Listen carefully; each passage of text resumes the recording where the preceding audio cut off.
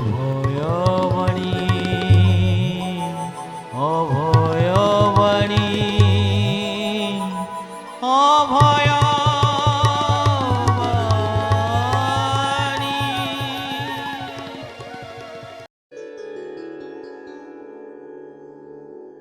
ଜୟଗୁରୁ ଜୟଗୁରୁ ଜୟଗୁରୁ। ଆଜି ଅଭୟବାଣୀର ଅଭୟ ମୂର୍ଚ୍ଛନା କାର୍ଯ୍ୟକ୍ରମରେ ଶ୍ରୀ ଠାକୁର ମହାରାଜଙ୍କର ଅଭୟବାଣୀ ପ୍ରଥମ ଖଣ୍ଡ ଶ୍ରୀହସ୍ତ ଲିଖିତ ବାଣୀ 22 ପାଠ କରିବାକୁ ଯାଉଛେ। ତା ପୂର୍ବରୁ ଠାକୁର ଏଇ ଅଭୟବାଣୀର ଆରମ୍ଭରେ ଯେଉଁ ସାନ୍ତ୍ୱନା ଆମକୁ ପ୍ରଦାନ କରିଛନ୍ତି, ତୁମରି ଅଭୟବାଣୀ ପ୍ରଦାନିବ ଚିରଦିନ, ନିରାଶାରେ ଆଶାର ଦ୍ୱେତନା, ଶୁଣି ସେ ମାଭଇ ଧ୍ୱନି, ଲଭିବେ ଭକତ ବୃନ୍ଦ, ପରାଶାନ୍ତି ପରମ ସାନ୍ତ୍ୱନା। ଏ ବାଣୀ ମାଧ୍ୟମରେ ପ୍ରତ୍ୟେକ ଭକ୍ତ ବା ପ୍ରତ୍ୟେକ ଭକ୍ତ ଶିଷ୍ୟ ବା ମା ମାନେ ଭାଇମାନେ ସମସ୍ତେ ଆମେ ସମସ୍ତେ ପରମ ସାନ୍ତ୍ୱନା ଲାଭ କରିବା। ଯଦି ଏ ବାଣୀର ରହସ୍ୟ ବା ବାଣୀର ଯେଉଁ ଗୂଢ଼ ତତ୍ତ୍ୱ ଗୁଡ଼ାକ ଅଛି ତାକୁ ଆମେ ମର୍ମ ଅନୁଭବ କରିବା ବା ଅନୁଶୀଳନ କରିବା, ତାହେଲେ ଆମେ ଏ ଯେଉଁ ଠାକୁରଙ୍କ ଯେଉଁ ଅଭୟବାଣୀ ପାଠ କରାହେଉଛି ତାକୁ ଆମେ ଅନ୍ତର ଭିତରେ ଅନ୍ତର୍ଚେତନାରେ ଯଦି ଚିନ୍ତା କରିବା ଭାବିବା, ତାହେଲେ ଆର କିଛି ଉପକାର ପାଇବା ଆଉ ଗୁରୁ ଶକ୍ତି ମଧ୍ୟ କ୍ରିୟା କରିବ। ଯାହା ହଉ ଏ ବାଣୀଟି ଠାକୁର ଗୋଟିଏ ଧାଡ଼ି ମାତ୍ର କହିଛନ୍ତି, ସେ ଯେତେ ବୋକା ବା କ୍ଷୁଦ୍ର ହେଉ ତଥାପି ମୋର ସନ୍ତାନ। ତେବେ ଅନୁଶୋଚନା କାହିଁକି? ବାଣୀଟି ଗୋଟିଏ ବାକ୍ୟ ହେଲେ ବି ଆ ଭିତରେ ଯେମିତି ଛୋଟିଆ ବର ମଞ୍ଜି ତା ଭିତରେ ବୃହତ୍ ବରଗଛର ପରିକଳ୍ପନା ରହିଛି, ସେମିତି ଏ ବାଣୀରେ ଠାକୁର ଚୁମ୍ବକରେ କେତେ ବଡ଼ ନିର୍ଭରତା ଆମକୁ ଦେଇଛନ୍ତି ଆଉ ଆମକୁ କେତେ ଆଶ୍ୱାସନା ବାଣୀ ଦେଇଛନ୍ତି ତା ଅନୁଭବ ହୁଏ। ସଂସାର ଭିତରେ ପ୍ରତ୍ୟେକ ବ୍ୟକ୍ତି ନିଜ ନିଜର ବ୍ୟକ୍ତିତ୍ୱର ଅଧିକାରୀ ହୋଇ ଜୀବନଯାପନ କରୁଛି, କିନ୍ତୁ ଦେଖାଯାଏ ଆମେ ସମ୍ମିଳନୀରେ ସଂଘରେ ଦେଖୁଛେ ସବୁ ଭାଇ ଓ ମା ମାନଙ୍କର ଆର୍ଥିକ ସ୍ୱଚ୍ଛଳତା ବା ସାମାଜିକ ସ୍ଥିତି ସମାନ ନୁହଁ। ଏହି କ୍ଷେତ୍ରରେ ଠାକୁର କହୁଛନ୍ତି ଯେ ଯେଉଁମାନେ ଗରିବ ଅଛନ୍ତି ବା ଦୁଃଖରେ ଅଛନ୍ତି, ଆର୍ଥିକ ସ୍ଥିତି ସେତେ ସ୍ୱଚ୍ଛଳ ନୁହଁ, ସେଇମାନଙ୍କ ଉଦ୍ଦେଶ୍ୟରେ ମୁଁ ଭାବୁଛି ଠାକୁର ସେମାନଙ୍କୁ ପ୍ରେରଣା ଦେଉଛନ୍ତି ଯେ ତମମାନେ ବି କେବେ ଭାବନି ଯିଏ ଆଗ ଧାଡ଼ିରେ ବସିଛନ୍ତି ବା ଯିଏ ପେଣ୍ଡାଲ ଉପରେ ବସିକିରି ଠାକୁରଙ୍କ ପାଖରେ ବସିଛନ୍ତି ସେମାନଙ୍କୁ ମୁଁ କୃପା କରୁଛି ଆଉ ତମମାନଙ୍କୁ କୃପା କରୁନି।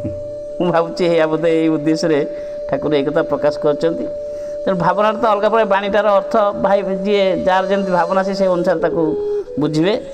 ତେଣୁ ମୁଁ ଏଠି ଏ ଅନୁଭବ କରେ ଯେ ଠାକୁର କହୁଛନ୍ତି ସଂସାରରେ ଯେତେ ବୋକା ତୁମେ ହୁଅ, ତୁମର ପାଠଶାଠ ନଥାଉ ବୁଦ୍ଧିଶୁଦ୍ଧି ନଥାଉ ଯାହା ହେଇଥାଉ, କିନ୍ତୁ ଯଦି ତୁମେ ମୋତେ ଏଇତ ବି କଣ୍ଡିସନ୍ ବି ନାହିଁ, ତଥାପି ମୋର ସନ୍ତାନ, ସେ ମୋର ପିଲା। ତେଣୁ ସେଥିପାଇଁ କେବେ କେହି ଭାବିବନି ମୋତେ କ'ଣ ଠାକୁର ଗ୍ରହଣ କରିଛନ୍ତି କି, ଏଇ ପ୍ରଶ୍ନ ଅନ୍ତର ଭିତରେ କେବେ ଆଣିବ ନାହିଁ।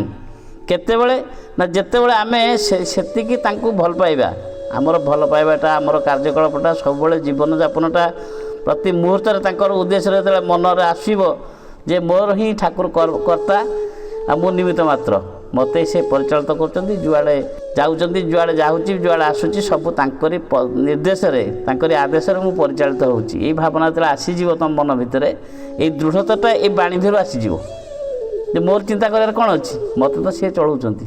ତେଣୁ ଏଇ ଭାବନାଟା ଆସିବା ଦରକାର ଯେ ଯନ୍ତ୍ର ଯେଣୁ ମୁହିଁ କରେ ନାହିଁ କେବେ, ଯନ୍ତ୍ରୀ ହେବା ଅଭିଳାଷ, ତୁମେ ମୋର ଯନ୍ତ୍ରୀ ଚଳା ହଏ ମୋତେ, ଅନ୍ୟ ନ କରନ୍ତୁ ସ୍ପର୍ଶ।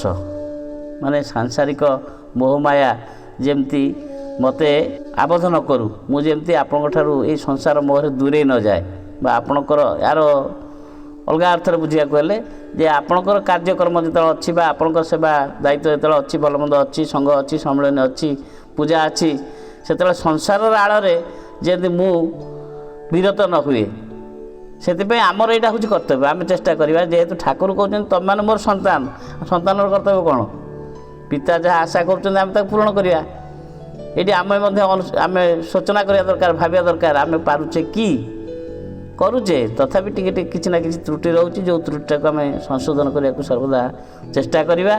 ଠାକୁର ସେହି ଉଦ୍ଦେଶ୍ୟରେ ଏଇ କଥାଟି କହିଛନ୍ତି ଯେ ତମମାନେ କେବେ ସୂଚନା କରିବନି, ଭାବିବନି ଯେ ତମମାନଙ୍କ ଭିତରୁ ତମେ ଏକ ପିତାର ସନ୍ତାନ, ଆଉ ପ୍ରକୃତରେ ଏଇ ଯେଉଁ ଦେଖାଯାଏ ସମ୍ମିଳନୀ ମାନଙ୍କର ସଂଘମାନଙ୍କରେ ଯେଉଁ ନିଜର ପୈତୃକ ଭାଇମାନେ ବା ପିତାଙ୍କର ଯେଉଁ ପିଲାମାନେ ଆମ ପରିବାରର ଯେଉଁ ଭାଇମାନଙ୍କ ଭିତରେ ଯେଉଁ ସମ୍ପର୍କ ସେଇଟା ବୈଷୟିକ ସମ୍ପର୍କ ଆଜି ସ୍ୱାର୍ଥର ସମ୍ପର୍କ ଯେଉଁଥିରେ କି ଯଦି କିଛି ତା ଦେହରେ ବାଧା ସୃଷ୍ଟି ହେଲା ସାଙ୍ଗେ ସାଙ୍ଗେ ଯେମିତି କୁହାହେଉଛି ଘରେ ଘରେ ମାନେ ଭାଇରେ ଘର ମାନେ ପ୍ରତ୍ୟେକ ଭାଇ ଗୋଟେ ଘର ଭିନ୍ନ ହେଇଯାଉଛନ୍ତି ହେଉଛି ଯେଉଁଟା ଦେଖାଯାଉଛି ସେଇଟା ଠାକୁର ଏମିତି ସୁନ୍ଦର ବ୍ୟବସ୍ଥା କରିଛନ୍ତି ଗୁରୁ ଭାଇଙ୍କ ଭିତରେ କେବଳ ପ୍ରୀତି ସମ୍ପର୍କ ଆଉ ସେଇଟା ଏତେ ଆନନ୍ଦମୟ ସମ୍ପର୍କ ସେଇଟା ହିଁ ମାନେ ଅଜଣା ଅଚିହ୍ନା ଅଦେଖା ସମ୍ମିଳନୀରେ ସମସ୍ତେ ସମାନ ସମସ୍ତେ ମୋର ଏ ଭାଇ ଗୋଟାଏ କ୍ୟାମ୍ପରେ ଆମେ 100 ଜଣ ଅଛେ କି 200 ଜଣ ଅଛେ ସମସ୍ତେ ମୋ ପରିବାରର ଏଇ ଯେଉଁ ଭାବନା ଠାକୁର ସୁଯୋଗ ସୃଷ୍ଟି କରିଛନ୍ତି ଆମ ଭିତରେ ସେଇ ଭାବନା ଭିତରେ ଠାକୁର କହୁଛନ୍ତି କେହି ଜଣେ ହେଲେ ମାତ୍ର ଭାବିବ ନାହିଁ ଯେ ତମମାନେ ଗରିବ ଲୋକ ବୋକା ତୁମର ପାଠଶାଠ ନାହିଁ କି ତୁମର ଜ୍ଞାନ କିଛି ନାହିଁ କି ତୁମର ଆର୍ଥିକ ଅବସ୍ଥା କିଛି ନାହିଁ ତୁମେ ମୋର ନୁହେଁ ଏ କଥା କେହି ଭାବିବ ନାହିଁ। ତେଣୁ ଆସନ୍ତୁ ଆମେ ସମସ୍ତେ ସେଇ ଠାକୁରଙ୍କର ଯେଉଁ ସୂକ୍ଷ୍ମ ଚେତନାଟା ଅଛି ତାକୁ ଅନୁଭବ କରିବା ଭାବିବା ପ୍ରକୃତରେ ଆମେ ଠାକୁରଙ୍କ ସନ୍ତାନ। ଆମେ କୌଣସି କଥାରେ ଭ୍ରୂକ୍ଷେପ ନ କରି କିଛି ମନେକର ଠାକୁରଙ୍କ କାର୍ଯ୍ୟ କଲାବେଳେ ଆମେ କିଛି ସାମାଜିକ ନିନ୍ଦା ଆସିଲା ବିପକ୍ଷରେ କିଛି କଥା ଶୁଣାଗଲା ତାକୁ ଆମେ ଶୋଚନା କରିବାନି ମୋତେ ଠାକୁର କହିଛନ୍ତି ମୁଁ ତାଙ୍କର ପିଲା ତେଣୁ ମୁଁ ତାଙ୍କ କାର୍ଯ୍ୟ ହିଁ କରିଚାଲିବି। କେବଳ ଏଇ ସଂଘ ସମ୍ମିଳନୀ ମଠ ଆଶ୍ରମ ଏଇ କଥା କୁହାହେଉନି ଯାହା ତାଙ୍କ ନିର୍ଦ୍ଦେଶ ଅଛି ଯେଉଁ ମାନେ ପୂର୍ବବାଣୀ ମାନଙ୍କରେ କୁହାହେଇଛି ଠାକୁର କହିଛନ୍ତି ଯେତେଟା ପାରୁଛ ନରନାରାୟଣ ସେବା କର। ଏମିତିକି କୁହାହେଉଛି ଯେ ରାସ୍ତାରେ ଗଲାବେଳେ ଯଦି କଣ୍ଟାଟେ ପଡ଼ିଛି ପିନ୍ଟେ ପଡ଼ିଛି ସେଇଠି ସେ କଣ୍ଟାଟାକୁ ଉଠେଇକି ରାସ୍ତା ବାହାରକୁ ଫିଙ୍ଗି ଦିଅ କାରଣ ସେଠି ଭାବିବା ଦରକାର ଯେ ମୁଁ ସିନା ଚାଲି ଆସିଲି ଆଉ ଜଣେ କିଏ ତ ଆସିଲେ ଯଦି ତା'ର ସାଇକେଲଟା ଫୁଟିଯାଏ ବା ଗାଡ଼ିଟା ଫୁଟିଯାଏ ସେ ତ ବିପଦରେ ପଡ଼ିବ ନା ତ ସେଇଟା ତ ହେଲା ବଡ଼ ସେବା ନା। ଜଣେ ଭିକାରୀଟେ ମାଗୁଛି ଆପଣଙ୍କ ପାଖରେ ଯେତିକି ସମ୍ବଳ ଅଛି ଆମେ ସେତିକି ସାହାଯ୍ୟ କରିବା। ଆଜି କେଉଁଠି ବନ୍ୟା ହେଇଛି ବାତ୍ୟା ହେଇଛି ଯାହା ହେଇଛି ଆମେ ଯଥା ସାହାଯ୍ୟ କିଛି ନହେଲେ ଆମେ ଠାକୁରଙ୍କ ପାଖରେ ଜଣାଇବା ପ୍ରଭୁ ଏଇ ଯେଉଁ ପ୍ରାକୃତିକ ବିପର୍ଯ୍ୟୟ ଘଟିଛି ସମସ୍ତଙ୍କୁ ଯେମିତି ଟିକେ ଭଲରେ ରୁହନ୍ତୁ ସମସ୍ତେ କେହି କୌଣସି ଆଉ ଅଘଟଣ ନ ଘଟୁ ସମସ୍ତେ ଶାନ୍ତିରେ ରୁହନ୍ତୁ ଏଇ କଥା ତ ପ୍ରାର୍ଥନା କରିପାରିବା। ସେଇଥିପାଇଁ ତ ଆମେ ପ୍ରାର୍ଥନା କରୁଛେ ସବୁବେଳେ ସର୍ବେ ଭବନ୍ତୁ ସୁଖିନ ସର୍ବେ ସନ୍ତୁ ନିରାମୟା ସର୍ବେ ଭଦ୍ରାଣୀ ପଶ୍ୟନ୍ତୁ ମା କଶ୍ଚିତ୍ ଦୁଃଖ ଆବତ୍ କିନ୍ତୁ ଅନ୍ତର ଭିତରେ ସେଇଟା କେତେ ଦୂର ଆମେ କହୁଛେ। ତେଣୁ ଏଇଥିରେ ଆଉ ଗୋଟେ ଭଲ ଜିନିଷ ଅଛି ଯେ ଏଇ ଯେଉଁ ପ୍ରାର୍ଥନାରେ ତା ଭିତରେ ବି ଆମେ ରହିଯାଉଛେ ସର୍ବେ ଭବନ୍ତୁ ମାନେ ସର୍ବେ ଭିତରେ ଆମେ ବି ଅଛେ ଆମ ପରିବାର ଅଛନ୍ତି ଆମ ପିଲାଛୁଆ ଅଛନ୍ତି କିନ୍ତୁ ସେଇଟାକୁ ଆମେ ଠାକୁରଙ୍କ ପାଖରେ ସେଇଭଳି ଭାବରେ ପ୍ରାର୍ଥନା କରିବା ଯେମିତି ସେଇଟା ଶ୍ରୀଚରଣରେ ଗ୍ରହଣୀୟ ହେବ। ଆମର ମନୋଭାବଟା ଏଭଳି ଆସିବ ବା ପ୍ରାର୍ଥନାଟା ଏଇଭଳି ହେବା ଦରକାର ଯାହାଦ୍ୱାରା ଯାହା ତାଙ୍କର ଯେମିତି କୁହନ୍ତି ତାଙ୍କର ଆସନ ଟଳମଳ ହେବ ସେଇଭଳି ପ୍ରାର୍ଥନା ହେବା ଦରକାର। ହେଲେ ବିଶ୍ୱର ମଙ୍ଗଳ କରିବା ପାଇଁ ଆମେ ପ୍ରାର୍ଥନା କଲେ କିନ୍ତୁ ସେଇଟା ସାଙ୍ଗେ ସାଙ୍ଗେ ଯଦି ବା ନ ହେବ ସେଇଟା ଅଭ୍ୟାସର କାର୍ଯ୍ୟ।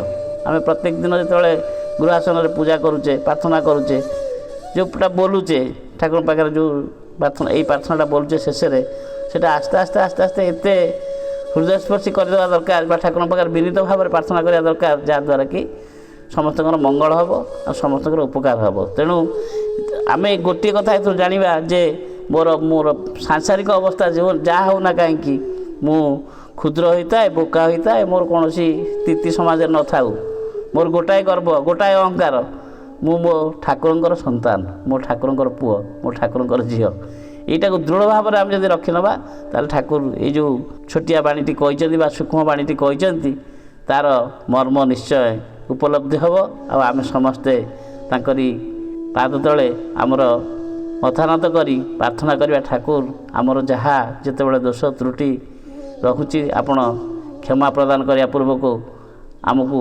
ସବୁବେଳେ କୋଳେଇ ନିଅନ୍ତୁ ଆପଣଙ୍କର ସନ୍ତାନ ଭାବରେ ଆମକୁ ସବୁବେଳେ କ୍ଷମା ପ୍ରଦାନ କରନ୍ତୁ ଆଶୀଷ ପ୍ରଦାନ କରନ୍ତୁ।